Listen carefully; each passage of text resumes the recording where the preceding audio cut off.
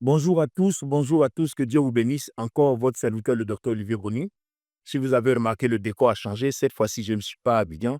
Je suis bel et bien en France, à Paris. Alors, je suis arrivé pour un programme avant de retourner à Abidjan. Alors, nous sommes à notre méditation. Méditons ensemble, partie 2. La dernière fois, nous nous sommes servis de 2 Chroniques 9, le verset 20. À l'époque de Salomon, l'argent n'était qu'un métal sans grande valeur. Et puis, aujourd'hui, à notre époque, nous souffrons pour avoir l'argent. Nous avons fait la première partie quand j'étais à Abidjan.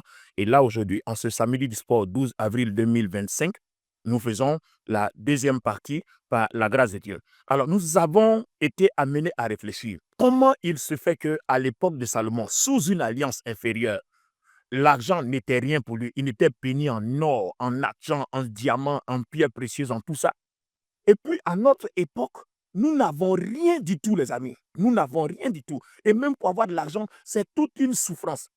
Nous nous levons à 5 heures du matin, nous travaillons, souvent même nous travaillons toute la journée pour ne récolter que des miettes. Alors que Dieu n'a pas changé. Il est le même hier, le même aujourd'hui et le même éternellement. Alors posons-nous donc des questions. Qu'est-ce qui ne marche pas entre notre relation avec Dieu? Aujourd'hui, nous sommes en relation avec le Christ. À l'époque, Dieu le Père s'est révélé.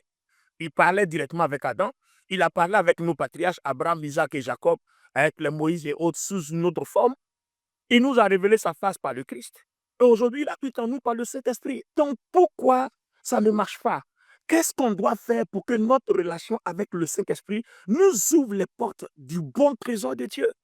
La Bible déclare que si nous sommes en bonne relation avec lui, il nous ouvrira les portes de son bon trésor. Donc, les portes des bons trésors du Seigneur ont été ouvertes à Salomon. Alors, pourquoi pas nous qui sommes sous une alliance supérieure? La gloire de cette dernière maison sera plus grande que celle de la première. On parle de notre alliance, le Nouveau Testament, et l'autre alliance, l'Ancien Testament. Donc, les amis, il est important que toi et moi, on étudie l'alliance. En quoi ça consiste? Qu'est-ce que toi et moi, on doit faire pour que Dieu soit avec nous plus qu'il était avec Salomon? Pour que Dieu soit avec nous plus qu'il était avec Moïse? Pour que Dieu soit avec nous plus qu'il était avec les autres? On a expérimenté cela avec Pierre. On a expérimenté cela avec Paul. Regardez même Saul de Tarse. Quelqu'un qui était un tueur, un meurtrier. Regardez Saul de Tarse. Regardez comment Dieu s'est servi de lui. Regardez comment Dieu a utilisé Saul de Tarse. Regardez, les amis, comment Dieu s'est manifesté puissamment. Pourtant, il était un meurtrier. Quelqu'un qui était persécuté. Mais ça n'a pas empêché la gloire de Dieu d'opérer. Ça n'a pas empêché les cœurs des enfants de Dieu, des élus de Dieu, d'être conduits à lui. Alors, les amis, nous devons comprendre qu'il y a quelque chose à faire. Alors, la prochaine fois, par la grâce de Dieu, nous voulons suivre les traces, nous voulons analyser comment les Paul, les Pierre, les Jean ont eu cette relation-là, de telle sorte que Dieu les a utilisés de façon puissante, de façon glorieuse. Leur impact a laissé des traces inoubliables. C'est vrai, eux, ils n'étaient pas attachés à la prospérité et autres, mais il y a eu à leur époque des gens qui ont été hyper bénis. Nous savons que si nous avons une bonne relation avec le Seigneur, nous allons être bénis. Alors, regardez Salomon. Dans la relation avec Salomon, je vais sortir un élément. La Bible déclare qu'avant que David ne meure, il a dit à Salomon, n'oublie pas d'être fidèle à mon Dieu.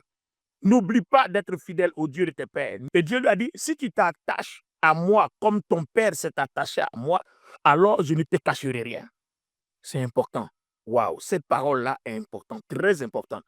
Et on a vu que dès que David est mort, que Salomon a pris la place sur le trône, Salomon a pris les anciens d'Israël, ils sont allés à Gabaon, ils sont allés rechercher là où se trouvaient les traces de l'Arche de l'Alliance, là où se trouvaient les traces de l'autel où son père adorait. Ils ont cherché, ils l'ont trouvé. Et là, Salomon a sacrifié jusqu'à 1000 holocaustes. Il est resté dans l'adoration. Il cherchait la face de Dieu. Donc, premier élément aujourd'hui, chercher la face de Dieu. Chercher la face de Dieu.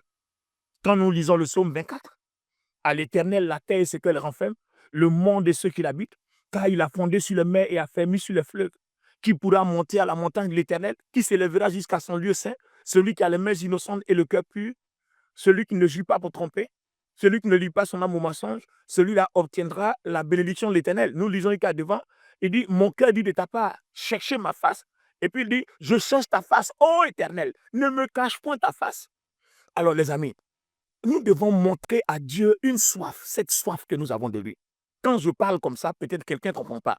Mais regardez bien, quand vous avez faim et que la faim arrive à un niveau, vous voyez, au point où vous ne tenez plus, quand vous avez soif, que vous avez envie d'eau ou bien d'une boisson, que la soif arrive à un niveau que vous ne tenez plus, c'est comme ça que notre soif de Dieu, notre soif du Saint-Esprit, notre soif de la parole de Dieu, notre soif de Jésus-Christ, notre soif du royaume de Dieu doit être. Tu dois avoir soif du royaume, tu dois avoir soif de la parole, tu dois avoir soif du Saint-Esprit, tu dois avoir soif des Écritures. Tu ne dois pas être satisfait du petit niveau, du niveau faible, du niveau médiocre que nous avons, que tu as, que j'ai, que nous avons. Nous devons avoir cette soif. Notre Dieu est un Dieu puissant. Notre Dieu est un Dieu glorieux. Notre Dieu est un Dieu immense. Notre Dieu est un Dieu énorme. Et il n'est pas concevable que de petites choses s'opèrent en nous, à travers nous, alors que nous adorons un Dieu si grand, un Dieu si puissant. Nous savons que quand Dieu est là, des choses glorieuses, extraordinaires s'opèrent. Quand Dieu est là, ces choses-là s'opèrent. Mais nous, on dit que Dieu est avec nous. Et puis, on ne voit rien du tout. Une des choses, cultiver la soif. La façon dont nous cherchons l'argent, si on peut chercher Dieu comme ça. On se lève à 5 heures du matin, on cherche Dieu.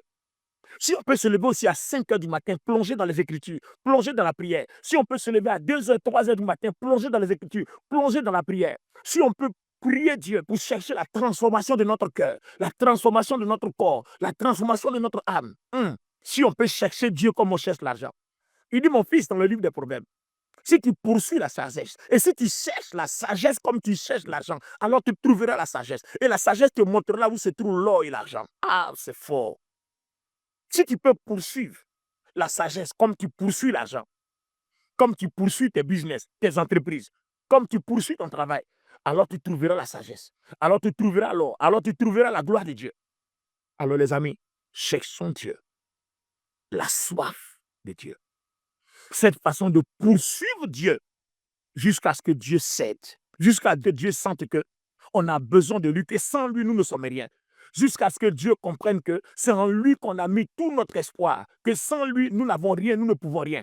Poursuivre Dieu à travers le jeûne, si ta santé le permet, à travers la prière que tout le monde peut faire, à travers la méditation de la parole, à travers une vie de sainteté, de sanctification, une vie loin de la haine, de l'hypocrisie, une vie remplie d'amour, une vie remplie de lumière. C'est facile à dire, mais si on cherche Dieu, le Saint-Esprit peut nous aider. C'est donc un des éléments sur lequel je mets le doigt. Cherchez Dieu. Cherchez Dieu. Cherchez Dieu. Mon cœur dit de ta part, cherchez ma face. Je cherche ta face, ô Éternel. Il a dit de poursuivre la sagesse comme on poursuit l'argent. Toi et moi, nous savons comment on poursuit l'argent. Toi et moi, nous savons comment on se bat. Toi et moi, nous savons comment nous faisons pour que nous puissions trouver le travail, l'emploi, les business et toutes choses. Nous savons comment faire.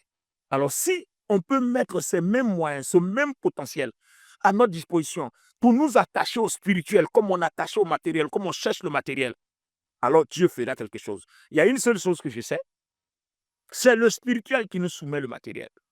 Dans Deutéronome, chapitre 28, quand nous étudions la bénédiction, il a dit, si tu obéis, j'ordonnerai à la bénédiction. Ah oui, ça veut dire qu'une bonne relation avec Dieu, si je cherche Dieu jusqu'à ce que je le trouve, que j'ai une bonne relation avec lui, à ce moment-là, Dieu ordonnera au matériel d'être mon partage. C'est ce que Salomon a fait. Il est monté là, chercher Dieu. Il s'est battu, il a adoré, adoré, adoré, jusqu'à ce que Dieu se révèle à lui. Je suis convaincu que si on cherche Dieu comme on cherche l'argent, à un moment donné, Dieu va commencer à se révéler à nous.